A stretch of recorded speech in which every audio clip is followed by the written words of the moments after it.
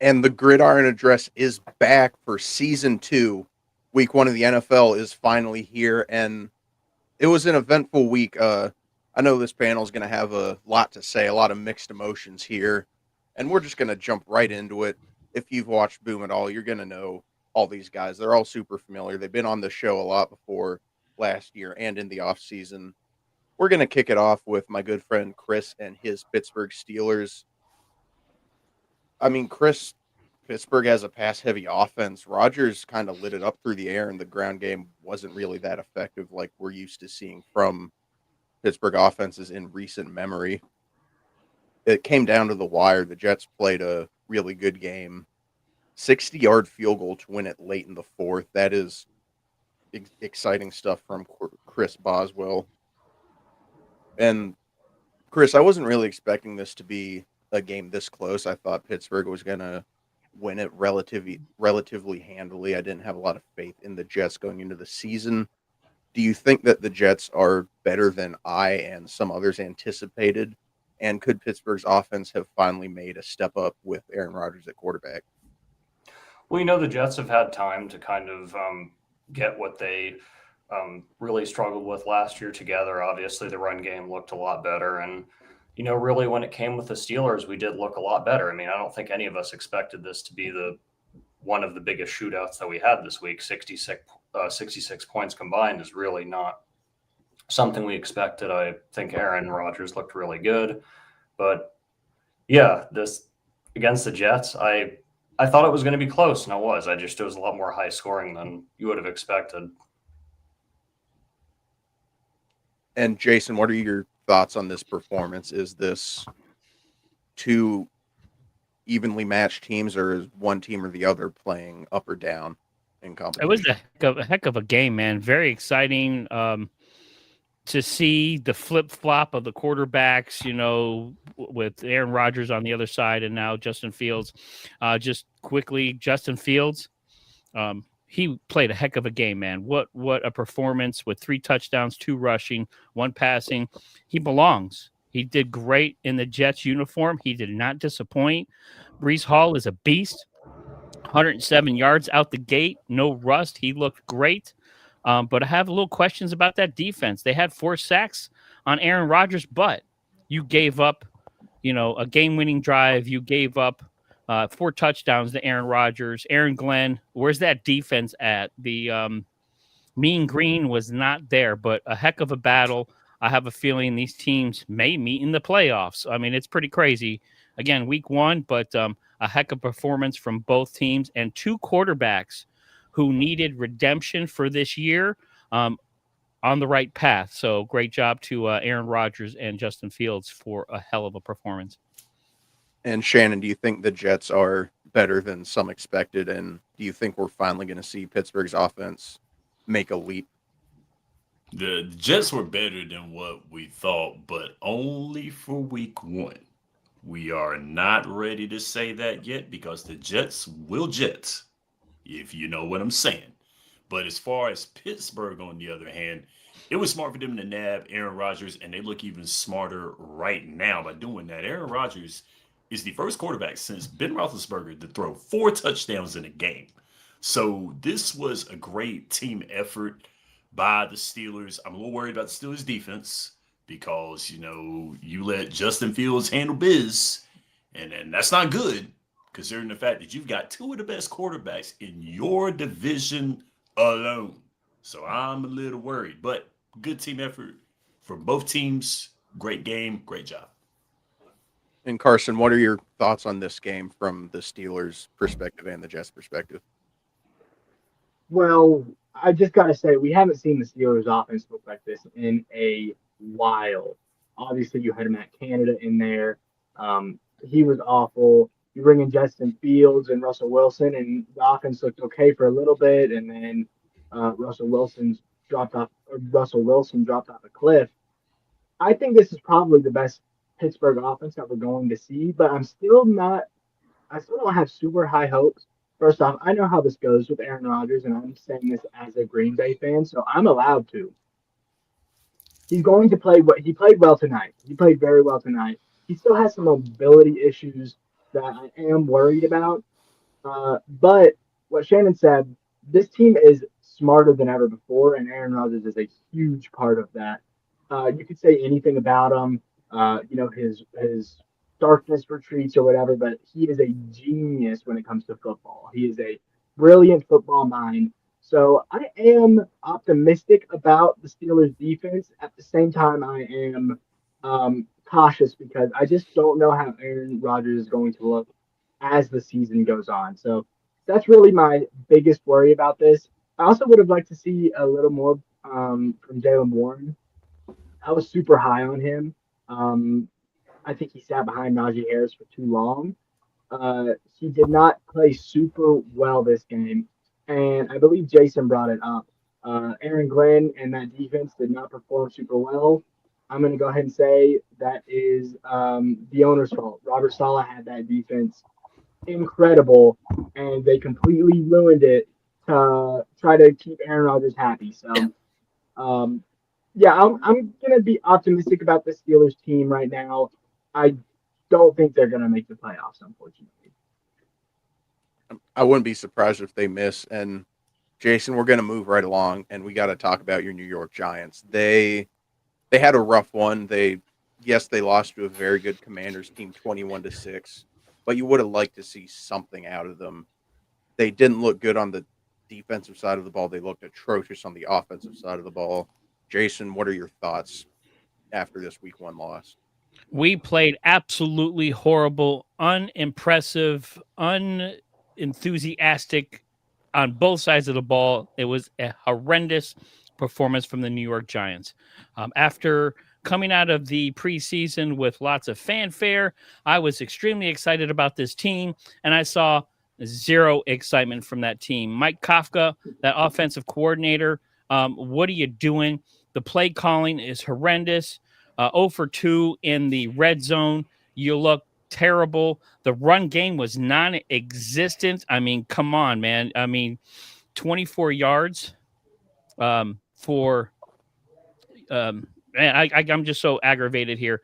231 yards total offense, 432 yards for the Commanders. Jaden Daniels is that dude. He looked pretty good, especially coming out of the preseason. But again, Shane Bowen, that defense, again, we're supposed to be dangerous on defense. They had a couple of 3 sacks, but again, they just let the Commanders go up and down the field. I am extremely disappointed, and I would not be surprised to see Brian Daboll fired by game 3. If you're going to continue to play like that, and if the New York Giants are going to continue to be that enthusiastic on both sides of the ball, this is going to be a bitter and long season for the New York Giants. And it makes it even worse to watch what Danny Dimes did in Indianapolis. So it's just twisted the knife a little bit deeper. You know, Saquon wins a championship last year. Now I got to deal with Brian Daboll doing absolutely nothing with this team. It looked pathetic. Neighbors was non-existent. Again, the run game was non-existent with Tyrone Tracy Jr. was not there. Scatterbo had a negative rushing yards. I just did not see anything from Russell Wilson. I have a feeling the Jackson Dart era is going to start very, very soon in New York if this does not change. Jason, I think you're spot on with that. Jorge in the comments, Mike McDaniels will be the first head coach fired. I'm inclined to agree with that. Daboll's going to be second. I think that's spot on. And Shannon, Washington was a very good team last year, and they had high expectations coming into this season. So I don't think anyone really expected the Giants to pull off an upset, but did you expect to see a little bit more fight in them in this game? No. I didn't expect that. Washington's tough. I like what the Giants did in the draft. They did very, very well in the draft. I'm like, okay.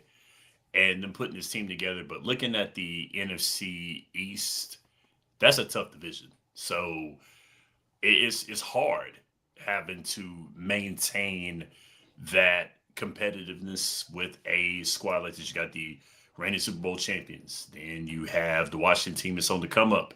You got the Dallas Cowboys. Yeah, the Michael Parsons thing, and I'm pretty sure Carson gonna be getting in on that real soon. So I'm gonna not say Michael Parsons yet because it'll be coming up. But also too with Dallas, Did you say Micah you might, Parsons? yeah, I know, but you might get a little competitiveness from Dallas. So it's gonna be tough for the Giants. I didn't expect the game was closer than I thought it'd be. That's one thing I will say. It was closer than I thought it would be. But nah, I had Washington winning. I was 10 toes down on it. I'm pretty sure all of us were. But yes, I get it. Sorry. Yeah, and it was a really weird game offensively for the Commanders. I feel like they just didn't execute as well as they could have. And we're going to keep it rolling, and we got to talk about the Panthers too. I let myself fall victim to having hope again. For the last couple years, yeah, Luke Kuechly jersey. I told myself I'm not going to have hope going into the season. I bought into it this year. Dear Lord, was that a mistake? This was just a terrible game against the Jags team that was awful last year. Granted, Liam Cohen came in. They've got new front office, new coaching staff. Oh, Lord. New players. They looked a lot better. But, I mean, Tedero McMillan was the lone bright spot for this Panthers team. I feel like he's going to be as good as advertised. The offensive line just let down Bryce Young, and Bryce Young didn't play well either. But you got to talk about the multiple high snaps, the illegal man downfield. That's all on Austin Corbett, the Panthers starting center. Yes, Akeem Ekwonu was out. His absence felt very, very apparent in this game. I'm concerned, honestly.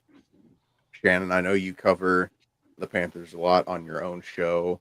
I feel like the defense was really bad. It's been problematic for years now. Do you think with this sustained record of poor defensive performances that Ejiro Evero should be on the hot seat? He was on the hot seat from the beginning of the season, and that was one of the concerns that Carolina had this season was stopping the run because the run game, everybody was able to run on the Carolina Panthers last year. The passing game, not so much, but when you've got a balance of run and pass, it's tough. And once again, it showed that they were unable to stop the run. Travis Etienne had over 100 yards in this game. And one of the things that Jacksonville wanted to do was establish a running game by committee because they had him, they had Tank Bigsby, they had their young guy they drafted out of my tech.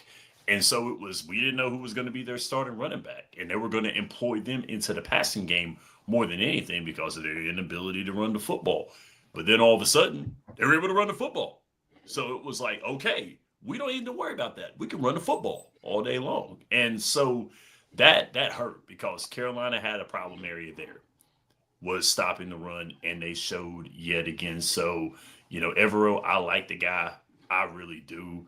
But if this continues, he might be the first coordinator that goes.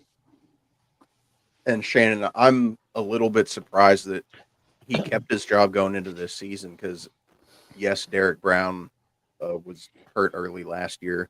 So it's hard to judge a coordinator when he doesn't have his best players available. But there's a point where you got to be like, hey, this just isn't cutting it. And, I had high hopes for him when he came to Carolina. Hopefully he can turn it around this year, but off to a really, really rough start. Jason, do you think Evero makes it through the season, or is he the first coordinator fired, like Shannon said, is a possibility? I don't think anybody on that coaching staff is safe right now, the way they played. I mean, right now there is a few teams that I saw today, Giants included, that no coach is safe. That whole staff may be gone. So at least you had a bright spot with McMillan.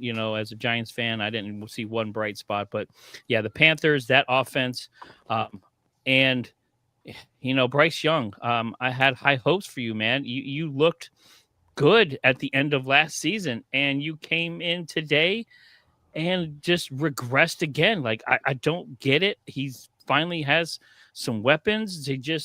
They looked inept on offense. They looked confused. They did not look prepared. I mean, I know it's game one, and this is the problem with not having starters play during the preseason and getting live snaps is you get this kind of performance out of younger guys that need the snaps, that need the experience, and you're going to get these growing pains. But I was really disappointed in Bryce Young and the way he looked out there. He looked like a rookie quarterback, and he should not be that. I agree with you, Jason. The one thing I feel like he did do well was his scrambling. He got away from some sacks, got some first downs with his feet that I thought were really, really good. That's the most we've seen that from him. So he did well running for his life. So yeah, you did a well good job running for life. your life. That's okay. The regular stuff, I guess we'll work on.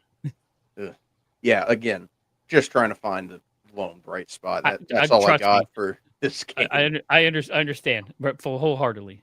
Oh, it's rough out here, but it is not rough for Green Bay Packers fans. They absolutely dominated the Lions. Micah Parsons in his debut game, he gets a sack. And Carson, I know you've been hyping up the Packers a lot, even before this game, right after they traded for Micah Parsons, and it looks like that was justified. They made Detroit look like amateurs, and yes, it's just week one. And Carson, I feel like I know what your answer to this question is going to be. Do you think this game is an indicator that Green Bay could very well make a run to the Super Bowl? Yes, it is. I think at the very least, Green Bay will be in the NFC Championship game, probably against the Eagles. And I really do think they could make a Super Bowl run. They could also, I think they could win it depending on who they get up against. But yeah, I mean, this was an amazing, amazing game by the Packers. First off, the offense started out hot, a touchdown on their very first drive.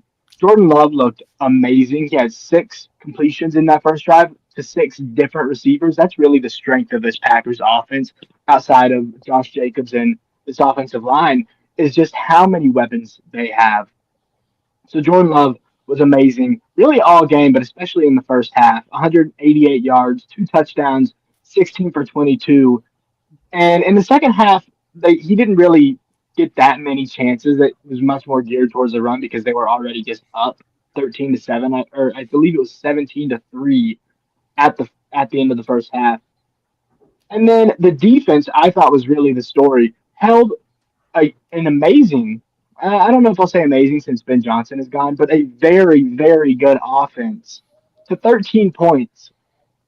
And that touchdown was garbage time. Amazing touchdown by Tesla. It was an insane catch, but even then, it was still garbage time. So up until the last minute of the game, the Lions had 6 points, and this was the league's best offense last year. Packers obviously scored 27 points on this great, great defense.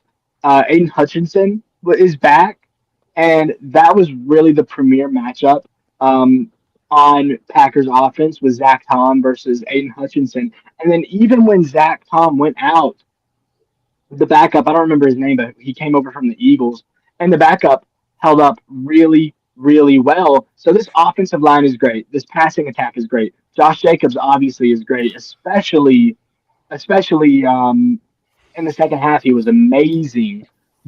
I don't really see a hole right now, especially when Nate Hobbs gets back, because I would say the one hole right now is the cornerback room. When Nate Hobbs gets back, he'll be able to slide into that CB1 spot, and everybody else will move down. But we had a pick. Evan Williams had a pick. We had 4 sacks against really the premier offensive line in the NFL. 9 QB hits as well. Obviously, Micah got a sack, and the second he stepped into the game, he got a pressure on his very first play and forced a 3 and out. This team is really, really complete. And I think a lot of people don't understand how Micah Parsons helps this team because he does not only get sacks. He does not only get tackles. QB pressure is probably the most valuable thing in the game. He gets QB pressures. He also opens up other pass rushers. Rashawn Gary, Lucas Van Ness got a sack in this game. Rashawn Gary's not going to get double teamed anymore, ever, ever. He will not be double teamed. Neither will the interior linemen. This entire defense has upgraded tremendously, and they were already a very good defense. So I know I'm going on, but yeah, I definitely think that the Packers are Super Bowl contenders, tier 1 Super Bowl contenders. And Chris, would you agree with what Carson said with the Packers being tier 1 Super Bowl contenders? I really do, because they really spread the field too. I mean, Tucker Kraft was a touchdown. Jordan Love did fantastic. Jaden Reed as well had a touchdown. Romeo Doubs had a couple of receptions too. That's something that the Packers have historically been, really good at. You look at teams like the Eagles and Chiefs, recent Super Bowl champions that have managed to spread the field like they do. And I think that they might have found that problem on defense. Being able to get past a team like Detroit really does say a lot, because Detroit, number one scoring offense last year, and they shut them down this game. So I think that is a tone setter, but we have a lot of games ahead of us, and we'll see. The NFC looks a little bit weaker than it has historically, with teams like Dallas and San Francisco kind of taking a step back, even though the Niners won, still taking a step back. So this could be Green Bay's year. It feels early to say that they definitively are Super Bowl contenders. It most definitely looks like it. This was a statement win from Green Bay in week 1. And moving on, Shannon, to your San Francisco 49ers, this game came down to the wire. It was super close. 49ers got a late touchdown in the fourth quarter, and then the defense stepped up and forced a fumble to secure the win. And CMC, he started to look like himself again. He's healthy, wasn't that effective on the ground, but as a receiving threat, that is what you expect out of CMC. However, he did have, I believe, 31 total touches, Shannon, for a player with the injury history that Christian McCaffrey does have. How sustainable do you think it is for the 49ers to lean on him that heavily? It is until someone steps up, is what I believe, is until someone steps up. Someone's got to take the load off of CMC. And who is that going to be? Is it going to be George? Is it going to be Juwan Jennings? Is it going to be Isaac Guerrero? Is it going to be, who is it going to be? So I think until it is proven otherwise, and I think McCaffrey wants the ball. I think he does. I think he wants the ball. I don't think he's afraid. I'm seeing my highlights right now as we speak of my guys on ESPN right now. Game-winning touchdown. So once again, backup tight end right there. Tongues caught that one. So the thing about it is whoever steps up. That's what I want to see. Until otherwise, give CMC that ball. Give him that rock. And Jason, how sustainable do you think it is for the 49ers to lean this heavily on CMC, who has an extensive injury history?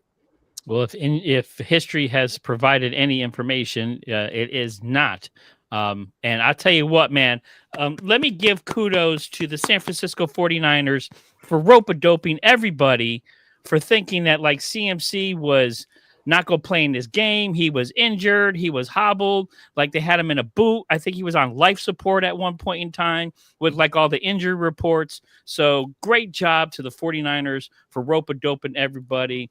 But yeah, CMC, I mean, I know you got to ride him till the wheels fall off, but you got to be careful because you come week 6, 7, 8, where is he going to be? But Smitty's right. Who's going to step up? Brian Robinson Jr. was non-existent really in this game. So, those 49ers have to do something. They need to lean on somebody else. Pearsall was good in this game.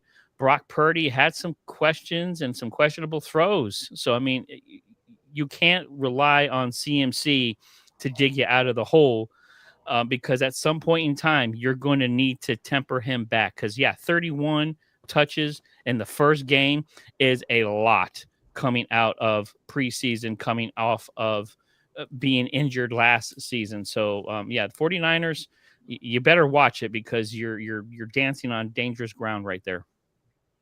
Alrighty, and moving on, we've got a lot of other games to talk about and only about 10 more minutes before kickoff of the Bills Ravens, which is going to be a fantastic game, and we'll touch on that shortly. Shannon, I'll hit you with this one. The Bengals defense stepped up while their offense fell short in a 17-16 win over the Browns. For the amount of money that the Bengals have spent on their offense, to only put up 17 points against the Browns, to me, is concerning. Shannon, how concerned are you with this? And I mean, you have to expect this Bengals offense to bounce back, right? Absolutely. The Bengals are the only team in the NFL that was like, you know what? You want to know what a great defense is? A greater offense. They paid nobody on their defense and paid their whole offense, and 17 points. Get out of here. Not good. And I had Cincinnati being one of the teams to come out of the AFC North. So, yes. And it was the Browns. That was another thing. It was the Browns, man. The Browns almost messed around and won on accident. So, with Joe Flacco, who's as old as me, and I'm like, no, why? I'm concerned too. I don't like it. I don't like it at all. I know Chris isn't concerned, but I am. And Chris, I'll throw this next question to you. The Bucs went down to the wire against the Falcons, but they did pull off a 23-20 victory. And Emeka Egbuka had a phenomenal debut performance: 4 catches, 63 yards, 2 touchdowns. He absolutely killed it. Do you think that a game being this close is a sign that the Falcons could potentially push the Buccaneers for the NFC South, or do you think Tampa is still by and large the clear front runner? I think Tampa is still really, really good, especially with that receiving core with Chris Godwin, getting healthy here. But hey, with Atlanta, they had a great last game of the year, Sunday Night Football against Washington. By the way, shout out Jorge has been in the comments. He's a big Commanders fan. He's my roommate. They have the broadcast on downstairs. We watched the game last year, but Michael Penix Jr., he's for real. Drake London, he's for real. They're putting something together in there in Atlanta, and it wouldn't surprise me if the Falcons could potentially win that division over Tampa. I wouldn't be too shocked either. And Jason, we got to talk about Daniel Jones. You think, okay, he's finally out of New York. Things are going to be great. He absolutely lit up the Dolphins as the Colts starting quarterback. Yes, it's the Dolphins. Yes, they're not very good. Colts win 33-8. Absolute dominance. Do you think this performance says more about Daniel Jones or more about the Miami Dolphins defense? Well, this performance definitely was something for Daniel Jones. Again, a redemption season for him. To be cast away by the New York Giants. I think this just goes to show how bad of a coaching environment we have there in New York, because obviously Daniel Jones can play football. Like, everybody was shocked. But I think the even bigger story is the Miami Dolphins look like the worst team in the NFL right now. And McDaniel is on. His seat is so hot. I think Elon Musk may shoot him into space. That's how hot his seat is right now. So the Dolphins look absolutely atrocious on all facets of the ball. But Daniel Jones, I think they're starting the Disney movie for you already. I think they're writing that for you here, because he has definitely redeemed himself week 1. We'll see what happens the rest of this season. But Anthony Richardson, who? Yeah, I mean, hey, Danny Dimes to the playoffs. I would love to see it. Oh. Brandon B in the comments. Appreciate you, man. And the president, Michael Davis. Appreciate you watching too. And Carson, yes, this game hasn't happened yet, but it's about the NFC North. It's the Bears. It's the Vikings. I want to get your opinion on this. It is J.J. McCarthy's NFL debut and Caleb Williams' first game in a revamped Bears offense with Ben Johnson at the helm. How do you think these two QBs fare on Monday Night Football? Well, before I say that, I just want to say Daniel Jones sucks.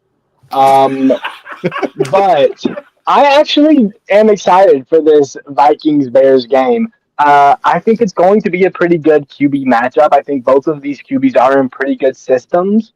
Really good systems, actually, I would say. And I think they both have good defenses. So I think this is going to be a really good game between the little brothers of the NFC North. I expect the Vikings to win it right now because I do think J.J. McCarthy is going to step into Sam Darnold's shoes pretty seamlessly, and that Vikings team has really only just gotten better. So I think the Vikings will probably win it. I mean, it's the Bears. It's the Bears. What can I say, man? Like, it's the Bears, and they have Ben Johnson now. And Caleb Williams is really good. And they have a good defense. And they have really good weapons. It's the Bears. There's an organizational spank that they cannot pass. They need to take a shower, and they refuse to. The Bears will not be good, ever. I promise. So give me the Vikings, probably by like 7 points. And I think J.J. McCarthy will probably outplay Caleb Williams. Okay, I think I like that take. I'm not entirely sure how I feel about you saying the Bears will never be good ever. That's a tad bit of a stretch, but I understand the sentiment. And Jorge, nobody had that being a shootout at all. No one was expecting this from Aaron Rodgers whatsoever. But moving He on. never said that. He never said that out loud. Maybe he was thinking it, but he never said it before the game. Call him out. Call him And, out. Shout out to him for watching, but yeah, and we got a game to predict now. It is Bills Ravens. This is a fantastic primetime matchup for week 1. The Bills bounced the Ravens from the playoffs last season. Shannon, how do you have this game playing out? I will always say, as long as they are still playing football, this QB matchup right here, you will be hard pressed to find a better QB matchup than this one right here. I think the Ravens are going to have a redemption, and they're going to win by 10. The Bills, I like the Bills on down the road, but I think right now the Ravens are going to get them in the first game because this is going to be a very, very contested football game. I don't see a lot of offense in this game. I see these guys going to hit each other. It's going to be their first game right in front of, on a Sunday night. It's going to be a fight. But give me Ravens with 10 points. Chris Shenango and Ravens by 10. Do you think that your Steelers division rivals pull it off, or is it the Bills who start their season 1-0? I definitely agree that it's going to be a defensive battle a lot more than it was back in the AFC divisional round last year. I'm going with Buffalo. We'll go by 7. I still think that Josh Allen knows how to outplay the best of them, except in the playoffs, unfortunately, as we've seen, in the past AFC championships here recently. But still, even, losing some members out of the receiving core, even losing some players on defense, the Bills still find a way to win in the regular season. They usually beat Kansas City in the regular season. It wouldn't surprise me if they beat Baltimore in the regular season. They know how to beat contenders in the regular season. The big question is, can they do it in the playoffs? Because Josh Allen does not have much more of his prime left, especially as a mobile quarterback. So that's for another show, more than likely. But give me the Bills. King Henry will do the same thing to the Bills tonight like he did last year on the first game, run all over them.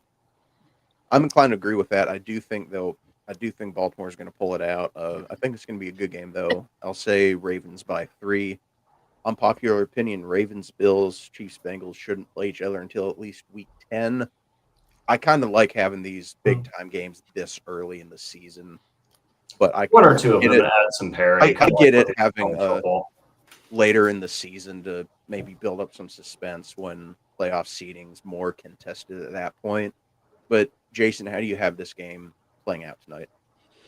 I'm going Ravens. Their offensive weapons are just a lot better than the Buffalo Bills right now. Look, I got some questions on that Bills offense. Cook got paid. Is he going to perform well? Josh Allen needs a number 1 wide receiver. Shakir, I mean, I don't know if he's a number 1. I just don't see it. You got Palmer. You got some other guys. Keon Coleman, second year. So a lot of concerns on that Bills offense because Josh Allen cannot throw the ball to Josh Allen, and Josh Allen can't just continue to run. Lamar Jackson is that dude. He needs to start winning these big games. This is coming up on legacy time. This is their 8th season in the NFL, both of these guys. So their careers are kind of parallel right now on the way they're going. So he wants to get to a Super Bowl. And right now he's got the defense and the offense to do it. Derrick Henry is that dude.